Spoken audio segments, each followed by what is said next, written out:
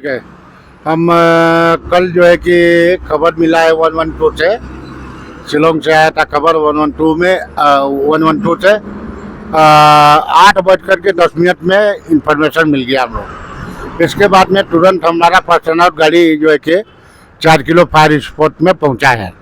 इसके बाद में फिर खबर मिल गया, वो जो है कि फायर बड़ा हो गया, तो फिर हम जो है सेकेंड टर्न आउट भेजा है, थर्ड टर्न आउट भेजा, उधर में जा करके फायर में फायर फाइटिंग कर रहा है। बाद में फिर ज्वाई से भी गाड़ी फिर एक और बुलवाया है, तो ज्वाई से गाड़ी बुलवा करके जो है कि उधर में फायर फाइटिंग करके कम से कम 30-40,000 लीटर पानी मारा है। तो 40-50,000 लीटर पानी उधर में यूज किया है, हम लोग फायर फाइटिंग किया है।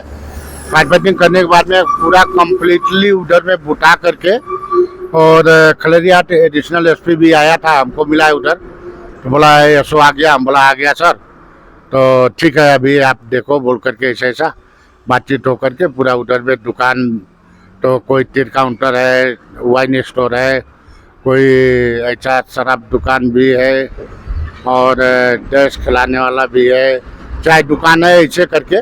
तो रात में हम थोड़ा ऐसे मतलब कोई किसी से भरभली पूछ उछ करके रिपोर्ट तो ये किया है, लेकिन आज जा करके इन्वेस्टिगेशन करके अच्छा से रिपोर्ट ले करके तो मालूम होगा कितना तो दुकान था। वैसे वो लोग बोला है 20-25, 20-25 दुकान होगा।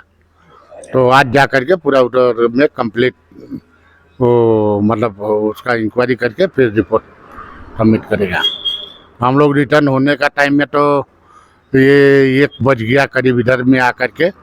फिर क्योंकि उधर से पानी लेने के लिए खोंगहोंग नदी से पानी लेता है, तो थोड़ा दूर भी हो जाता है आने जाने के लिए, इसीलिए मतलब नहीं तो नज़दीक सुविधा होने से तो एक गाड़ी 2 गाड़ी भी कंट्रोल कर सकता था, लेकिन दूर है बोल के पानी लेने के लिए, तो इसके लिए मतलब 4-5 गाड़ी उधर में अटेंड करने पड़ गया फायर को।